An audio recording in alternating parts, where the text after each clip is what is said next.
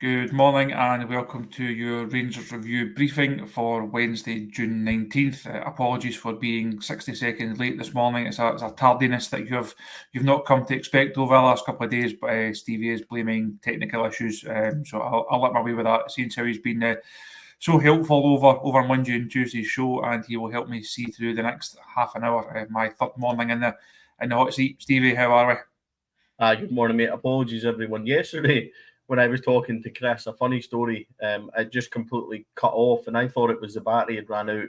Me and Chris were mid-gossip and mid-chat, and it turns out that the computer was updating, so I just shut the lid.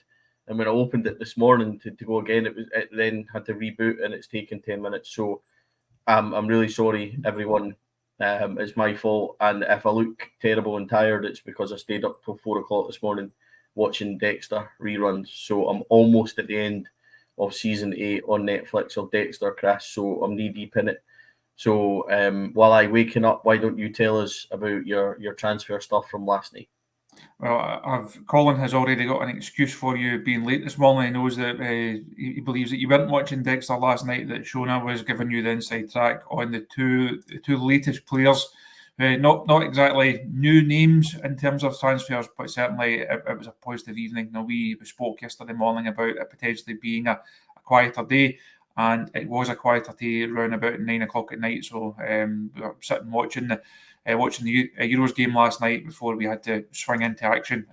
Also the latest news, if you've not seen it on the website and on the social media channels, Connor Barron, it looks like Rangers have won the race to sign his or to get him signed up. There was a lot of interest in Connor from England and from Italy, but it looks like he will be a Rangers player. The usual caveats of barring any last minute disasters, barring any last minute changes of plans, but it looks like Connor Barron will be a Rangers player.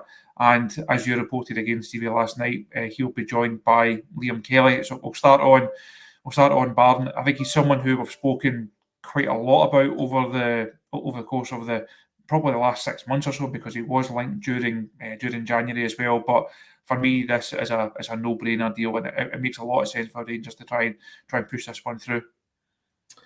Yeah, so as you said, even with the likes of Jose Cordoba, who was over, and it looked really close, he had a last-minute change of heart. I think the usual kind of, we need to be a wee bit guarded on this one until it's properly, scarves above the head. But I think we've got enough, Chris, last night to be able to confidently say that we're in the driving seat for this one. What do we know about Connor Barron? Stat time. Shona takes centre stage as usual. Scotland under 21, 9 appearances last year, or 9 appearances, in total for Scotland under 21s. 29 appearances last year, 1 goal, 3 assists, 79% passing accuracy, 42% long ball accuracy, 58% dribble success, 74% tackles won, 56% duels won, and 67% aerial duels won. His probably key parts of his game is he's aggressive out of possession and he's a good tackler. He's very much somebody that will go and ball win, Chris, and then lay it off. In layman's terms, it's a really easy thing to say that he's probably Ryan Jack 10 years younger. I think that's, and without the kind of injury situation there, it's one that Rangers have been tracking for a long time. He's probably exactly the type of squad player that we need to try and pick up for a minimum fee. You're talking anywhere between £250,000, 300,000, 400,000 pound in a development fee, which is nothing in terms of investment for somebody like Connor Barron. I think the Scottish obviously will fit our Euro kind of quota, which you done an excellent article on, Chris, last week. So I think it ticks the boxes in terms of the old cliched saying of a no-brainer. You're never going to know until these boys actually rock up and see how they do. But it's interesting. Do you know what I find really interesting is he's a player that's a lot like Alex Rae, and Alex Rae was. And obviously we didn't see Alex until he was 34 at Rangers, and he had the best part of 18 months to kind of 2 seasons at Rangers. He's exactly like Alex Rae off the ball worker type, tenacious ball winner, gets it to the other players in the team. So I think if you've got that type of player in your midfield, then he's a kind of player that we need. Obviously, he's got that leadership ability because He's led Scotland under-21s and things like that. So I just think that this is the type of signing. We were talking about, Scottish players that should be on our radar. We talked about young boy Watson at Kilmarnock. And I always get mixed up, Chris. I can never tell if it's David or Derek. I never remember what the boy's first name is. David Watson. I just call him Watson at Kilmarnock. So if anybody wonders why I've always done that, that's why. And then obviously you've got Lennon Miller at Motherwell, but they want, I think, maybe a fee that's slightly too high for us at the moment. They'll want, £3 to £4 million, which I think we've got to be extremely careful about this summer. So I don't see a move happening for him at the moment. I like guys like kind of Josh Campbell at Hibs and stuff, but he's a terrible chronic injury problems. I really like him in the number 10, and people have said to me I'm absolutely crazy, but Scottish-wise, these are the kind of deals that I want us to go and pursue, the ones that are, in my opinion, low risk, the guys that know what's about to play for the club. And I think there's some bargains in our game that we can go and get. Connor Barron is one for me that completely ticks those boxes.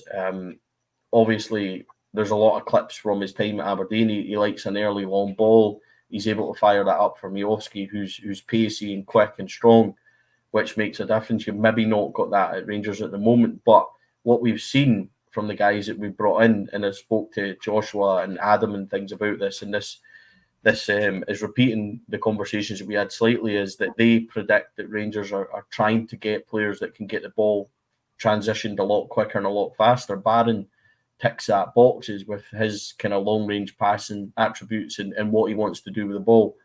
So this is an interesting one for me. It's one that I want. It's one that I'm really happy about. And the potential of him joining, I think, is just a really smart move, especially in midfield, Chris, when we spoke about yesterday. The futures, like obviously Lundstrom and Jack have gone. The futures of Dowell and Lawrence, I think, are still up in the air. I'll be really surprised if they remain here past the summer. So we need Connor Barron plus probably a proper number 6, and that's even before we look at the number 10s and things like that. So this one for me is a perfectly good move. Makes every sense. We just need to wait and see. First of all, 100% if it goes ahead, because we know that last minute things can happen. That aside, we need to see how he does when he comes here. But it's one of those ones where I think, Chris, he can do well with us. How do you feel about it? As I said when we spoke about it a couple of days ago, for me, I don't think he's a headline grabbing signing. I don't think you'll get lots of people running out and putting Barron number 8 on the back of their new kits. But I think he could become someone who really has a place in the affection of the fans. You mentioned Ryan Jack earlier on. It's perhaps easy to say yes, he's the new Ryan Jack, but you look at when Jack came in, people, I think, were excited about it. He filled a lot of the criteria that Rangers were looking for at that time, and went on to become, injuries aside, obviously, a really, really accomplished midfield player for Rangers. I think Connor Barron can do the same thing, making that move. Got a point there from William asking about Barron's position and where's he going to fit into this midfield handily. There is an excellent interview, if I don't say so myself, with Kevin Thompson on the website this morning. I spoke to Kevin the other day about Barron. He had him at Kelty Hearts during his season there. He goes through how that move transpired. He actually saw Connor for the first time in an under-18s game. Obviously, he was in charge of the 18s at Rangers, played against Aberdeen. And he said, like, after he watched that game, he took a note of Barron's name and thought, this guy is someone that going forward I need to keep an eye on, need to keep an eye out for. Then became Kelty manager. Obviously, Stephen Glass and Scott Brown were up at Aberdeen at the time, put the phone call in, convinced them to send Connor down to Kelty. Aberdeen actually wanted him to go to the Championship at that time because they felt that would be a bigger test for them. Tomo was able to convince them otherwise. He went on to play 14 games, I think it was, for Kelty in the first half of the season. Went back to Aberdeen in the January, signed a new contract, and then was able to establish himself after that. So I asked him about where do you see him fitting into this midfield. He said he can play in a 2, can play in a 3, ideally from the right hand side. Doesn't think he's probably technically adept enough to get into that number 10 role, but as we spoke about the other day, that's an area that Rangers will look to will look to strengthen, will look to bring some bodies in. So Barron's not been brought in for that type of role. He's in to play one of the deeper roles. And Kevin, in an interview, said we tried to utilise his energy because he's got bundles of it, and we tried to challenge him. I think he only played 13, 14 games for us, and I spoke to him about going to another level and how he had the quality to arrive in the box and make an impact. If it turned over, he was athletic enough to run back and help the team. We tried to utilise him in different ways. He helped us without the ball. He was tenacious, but we also put a demand on him to chip in the final third of the pitch. Could he create or score a goal? Could he add that wee bit of finesse when it comes to the final part? That was just me trying to help him develop to become a better player. He was technically good, but was still quite raw at times. I think he's got great scope to be a good player. Safe to say, Kevin Thompson knows a Rangers midfielder when he sees one. And I made that point when I was speaking to him. There was a lot of, you look back to Walter's time, you sign the best of what you can from round about you. Thompson fitted into that category. 2 million from Hibs wasn't an extravagant signing, wasn't a foreigner coming in, wasn't someone coming up from England, but he knew the league, was very comfortable in it, and he had that mentality. Again, he mentioned this in the interview later on. He never doubted that he was coming to Rangers to play games. He said, I'm going in there, I'm taking one of those jerseys, and I'm not going to let it go. I'm not coming in as a squad player. I think that's the mentality that Barron has to have. He's coming in. Yes, there will be midfield competition, but he's definitely there to try and get one of those jerseys going forward. Yeah, I think so. I mean, Tomo for Rangers was actually a player that's really like Barron, a ball winner, and probably had to add that kind of wee bit to the end of his game. But Tomo can actually score goals for Rangers. He didn't score many, but he pitched up with a couple of big ones. I certainly remember him nutmegging a certain goalkeeper for a lovely goal at Ibrox. So but Tomo does know a player. He'll certainly know a midfielder. Good guy, Kevin, as well. So, yeah, I mean, I wouldn't expect him to be a 10. I think, a sitting 6 or 8, depending on it. It was interesting to say he's predominantly right-sided, because if you think about Diamandi being left-sided, and with that left foot of him and stuff like that, then I think that you're starting to see a balance, Chris. You're starting to see the things. So, yeah, it's a good one. And I'm all for it. Like I've spoke a lot, and people would have heard me say, talking about Connor Barron. So, yeah, I'm happy with this one. And so, Chris, the other one that we spoke about last night seems to make perfect sense as well. So, a lot of people, just to kind of caveat that, we'll probably talk about this more as well, that a lot of people are saying that these guys, when are we getting the quality first team players? There's a lot to do with that. Quality first team players, teams don't want to let them go. So the ones that can be done now and done early, you probably do them. The boys coming out of contract, the boys that are easier to pick up and stuff like that. So I'm not positionally worried about where we are transfer wise at the moment, because like you said with Sima yesterday, if you are going to get Sima, that might be well down the line into the window and stuff like that. It just so happens that, if we're in the market for a quality 10, 9 centre half, wherever it is, and I think we will be, then, and potentially spending money on these guys, you might have to wait until a team say, right, you can have this guy, but we need to get our guy in first before he goes. And there's all sorts. It's like buying a house in many ways. Sometimes, you need them to get their mortgage and us to wait and blah, blah, blah. So I think there's a lot more to it. And these guys, like Barron, like Liam Kelly, just probably are the easy ones to get over the line because they're unattached and things like that. So I'm not worried that Barron and Kelly and Jeffy and stuff like that are the heights of where we're aiming this summer. I just think they're the smarter bits of business that are easy to get over the line at the moment, and maybe beef up the squad for what is going to be a couple of proper first-team quality players coming in. On a similar note, Stevie, you put a post on your social media last night before we knew that we would have signing news to talk about this morning. We were pondering what we're going to get through the half hour with. You put it out to the Rangers fans on social media yesterday, and also a few questions off the back of that. We'll take one from Tom this morning first, talking about the player trading model and why we are so in favour of it. What I would say to that one, Tom, is I think, as Stevie just outlined there, it's getting the right balance within this group. I think if something we spoke about yesterday in terms of players leaving and potentially like a Jack Butland sale, for example, if Rangers only required 2 or 3 players, I think you then say, well, we're looking for £3, £4, £5 million in those each positions. We're going for top end of the market that we can realistically shop in. When the manager and Neil's Coppin are after so many, and it's such a big rebuild over the course of this window, it's unrealistic to go and spend £5 million on every one of those players. £5 million players come with £5 million players' wage demands, which is also unsustainable. You have to have that balance within the group. I think it makes sense, as we've touched on this morning, picking up the best of what's round about you, low risk, fairly cheap. I think it makes sense to look in different markets like they have done in terms of Cortez and going to South America. It's like bringing Hefty in after his spell in Cyprus. Someone like Inciala, I think, is a really interesting one. Again, fairly low risk, but a guy that comes with a good pedigree, and you hope that he can then kick on and develop. That's not to say that each one of these guys will be an automatic starter. I don't think you'll get 50 games a season out of Hefty and Inciala next season, because I think there will be other players coming in or other players within the squad who will take that burden. But you don't win titles just with 11 players. You need depth in the group. That has cost Rangers over the last couple of seasons. And I think having deals like this I think they just make sense to beef up the squad, give the manager more options, and hopefully that will pay dividends over the course of the campaign. Stevie, you mentioned a bit about Liam Kelly there.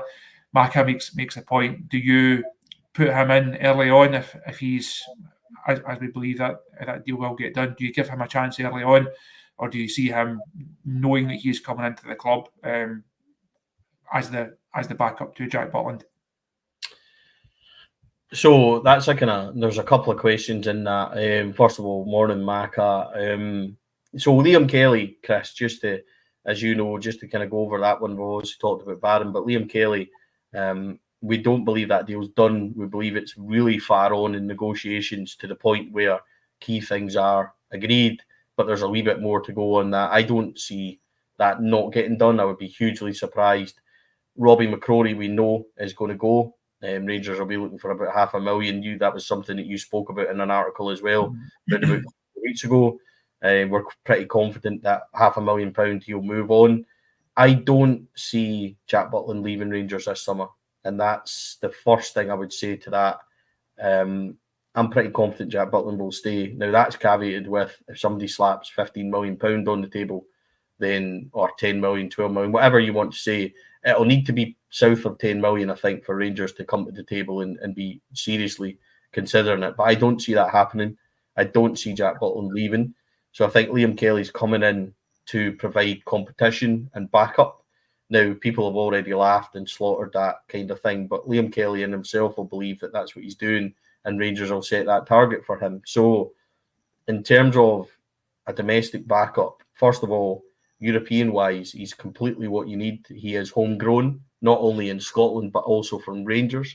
So he'll count as one of your four. And when you chuck in Ross McCausland, Leon King, Kieran Wright, who would stay as your third goalkeeper, we're assuming, you've already got your required quota quite easily for Scottish homegrown. Chuck in John Souttar, Connor Barron, you're already nearly there for your Scottish quota of 8 overall. So that's kind of added to that. I think Liam Kelly is, again, a no-brainer situation when it comes to second choice. He's probably better than John McLaughlin, who's gone out the door. Robbie McCrory is somebody I really like. Is he better than Robbie McCrory? I'm not sure. But it's a like for like, if that's easiest way to kind of describe it. A few facts about Liam Kelly: 28, 6 foot, 38 appearances in the league last season. Goals conceded per game, 1.6. Penalties saved, he saved 2 out of 8. I think one of them was at Parkhead in a draw for Motherwell.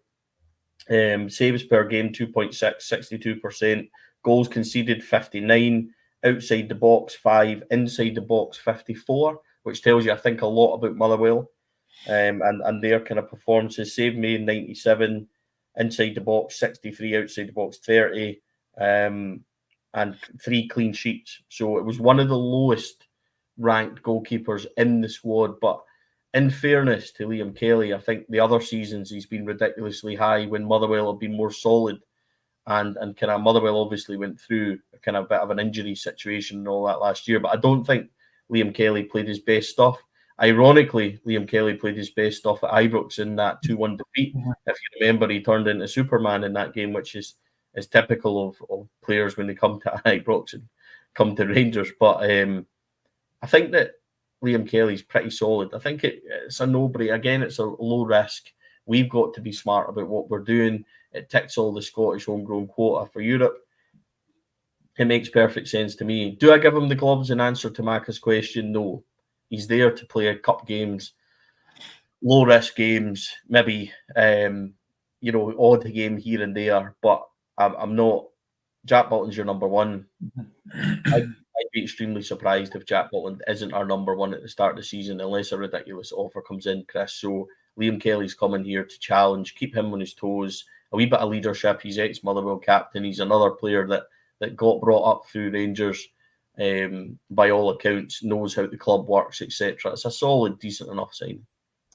One of the questions that you got put to you on social media last night regarded James Tavernier, and if he was to move on this summer again. There's a lot of talk about that potential exit. And someone asked you who in the squad is capable of becoming captain. Do you think Clement will bring a new captain in? So I'll let you take that one. I think, could he bring somebody in? I think, yeah, potentially. If you're in the market for a couple of centre backs, a number 6, they're your spine of your team where you would expect maybe players to pick up. Is there people in the squad currently that could be your captain? I think the obvious one is Jack Butland. I think after that, John Souttar. If John's not playing all the time, though, that might cause a wee bit of issues. You could maybe see John Souttar picking up the vice captain thing where Connor Goldson currently does. I don't expect Connor Goldson to remain at the club. I'm not sure that James Tavernier is going to remain either. There's so much noise over that. It might be that James Tavernier does suggest or does survive that one, but if he's not there, it's Butland for me is the obvious one. With Dujon Sterling, Dujon Sterling was fantastic for Rangers last year, Chris, but he had so many injuries again that availability-wise, your captain's got to be durable. He's got to play. Who's going to play? It's Jack Butland. So I would be reluctant. Long-term captaincy, Dujon Sterling, absolutely. But and it's not to downgrade or downplay the ability of Dujon Sterling. I just don't think that you would make captain to somebody that's maybe had a settling in year. He's going to kick on to big things for Rangers. I'm absolutely sure of it. You might even see him being first choice right back going forward. But I would be reluctant at this stage to name him as captain. They might bring in a centre half that's experienced or a midfield 6 that's experienced. But in the long run, Jack Butland. In the short term, in the long run, Dujon Sterling certainly could be in there. The only negative for me on the Butland shout, I think in terms of stature and the way that he speaks and his level of performance, he is the obvious candidate. Interesting though that there's now this move towards it's only the captain that's allowed to speak to referees. So you have situations, you have flashpoints, the ref will only speak to the captain. Does that then perhaps take the goalkeeper out of that situation? You don't really want Jack having to run 70 yards to stake a claim for a free kick and then get himself back. If he's doing that, I hope he's got a very good pre-season campaign under his belt. He'll be rating highly on the bleep test over the next few weeks if that's going to be the case for him. One of the other comments that you got yesterday came in from Ricky Allen, and he was asking about also no chief exec in place at present with James Bisgrove moving on, and he asked if that hinders our efforts at getting maximum money for any player sales, or do you trust who is there to get us the best deals for players like Sam Lammers? I think we had a piece on this on the site the day after that James it was announced that he was moving on. I've had a couple of pieces on it since, kind of outlining how the transfer window will work, how Rangers are operating at present. There is no real rush from the club to go and appoint a successor. Now, they will do. You also need someone as chief exec to run the club on a day-to-day basis. The focus right now for Rangers is executing this transfer window, because as we've spoken about the last 20 minutes, I've spoken about every day for the last 6 months or so, it seems, the transfer window is just so important for Rangers. They have to get it right. This has to be done properly. They get it wrong, we know how it ends, and we know how it ends for the manager potentially as well. So that's the main focus. John Bennett has stepped into a role of executive chairman, which is more a title, because in theory and in practice, he's been operating in that more executive type position for quite some time. He's recently retired from the day job down south, and has now got even more time to invest in Rangers. So he's the man that's really overseeing the transfer window, obviously in conjunction with Niels Coppin as the main figure of that. Obviously, the manager was hugely involved in that as well. So I don't have any fears that just because James isn't there or a chief exec's not there, that Rangers will struggle in this window. I think John has done enough deals over his time to know what it takes to get these things done, to get these things over the line. He will know what a player is worth in terms of an incoming. He'll know what he wants to spend in wages. You'll also know what Rangers need to recoup in terms of some of the guys potentially going out the door, and there will be a lot of them. As we said yesterday, it's not as easy as saying, well, he can go, and it happens. You need buyers for these players. You need agents to get their fees. You need players to agree to it, families to agree to it. There's a lot of factors in it. But from a Rangers perspective, I think John's the ideal candidate in terms of overseeing that window and in terms of kind of executing that over the next few weeks. Another main talking point, it seems like the two talking points that we had for most of the season, or the last few weeks at least, it's been transfers and injuries. So on the medical department, Stevie, Ron asked you, do you expect changes in the medical department staff or an overhaul? I think in a more general point, it's something that just has to change, because how many times did we speak about it over the course of the campaign? The manager referenced it so often, just a situation that was completely unacceptable and completely unsustainable. Yeah, it is, and we can quite confidently say that situation is currently changing, not only in the physio department medically, but also sports science and things like that. There's upgrades happening at the training ground cosmetically. I think that's job one. And secondly, also there will be people leaving and coming in. That'll not be at the moment a situation to disclose, because it's all right, we can say Tom Lawrence is moving on and things like that, but when it actually comes to staff and things like that, I think that's a bit different. Those names aren't going to appear until Rangers make those officially. So there is people that will move on and things like that. So quite confident and quite relaxed in saying that those changes will definitely happen. And when you consider the manager said just very quickly towards the end of the season, one of the biggest regrets he had was not changing that situation sooner and doing something medically. I think that tells you all you need to know. There will be changes not only to medical, sports science, but there's a complete overhaul into how we carry out our pre-season training as well. That's going to be completely different. And I think it's fair to say that the manager, considering he referenced it for about the first 8 weeks when he first came in several times, Chris, you and I both know that. Having listened to him on a weekly basis and sat in front of him, that the fitness of the squad was absolutely grim in terms of levels that he expects. So it's going to be interesting to see exactly how he affects that and what changes and how the squad look come August when it's time to go. The final one we'll take was actually one again that you got on Twitter last night. I was talking about we have to sell Jack Butland. You referenced that earlier on to generate funds in terms of sales, and what size of squad does Clement want? I don't think he's ever said an actual number. He was asked, I think, towards the end of the season, or how many do you expect in? And that's a question I know we're both asked of different people at the club, not how many, and nobody wants to put an exact figure on it, basically because it's not an exact science. You can say, well, we've got 10 that we want to get rid of, and those 10 will need replaced, and we want another 2 or 3 on top of that. But if someone then puts, say, 20 million on the table for Jack Butland, you then need to go and sign a replacement for that. So it's flexible, it's very fluid in terms of an actual number. I think we've both said, though, we expect it to be double digits in and double digits out. In terms of actual squad size, I would like to see it being slightly reduced in some areas. Again, certainly in that number 10 role, I think they need to bring the quantity down but put the quality up. There's other areas of the squad where you maybe need a bit more backup. I'd also like to see some of the younger players given. We speak about this pathway.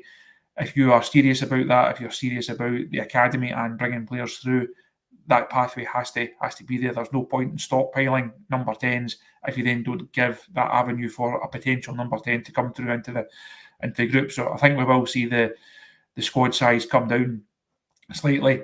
Really interesting to see what they do in terms of the wage bill come the end of this window, because the wage bill has crept up and up and up, and various managers have had their backing. The wage bill, when you measure that up against the return in terms of silverware, it doesn't really stack up. So interesting to see how they reshape this squad, what the squad size ends up being, and how the manager is backed in terms of fees and wages, and what direction the club look to go in that regard. I actually wrote an article about this just a couple of weeks ago for the Rangers Review, that Coppin's job this summer was not only reshaping the squad, but reshaping the whole wage kind of structure at the club, which seems to be remarkably just 25 players on 30 grand a week. And it being absolutely ridiculous. You know, your first team, your backup, your third choice, all on the same amount of money and stuff like that, which is obviously not sustainable. In an ideal world, without sounding too much Football Manager fantasy land, your first choice players are your biggest earners, because they're the ones that are making the weekly difference. Your guy that comes in behind, say Inciala, for example, or Hefty, for example, are on a third of that wage, still taking in a comfortable 10 grand a week. You know, that's this way that a squad should work, Chris, with incentives for these guys. Once you become first team, your money goes up, etc., etc.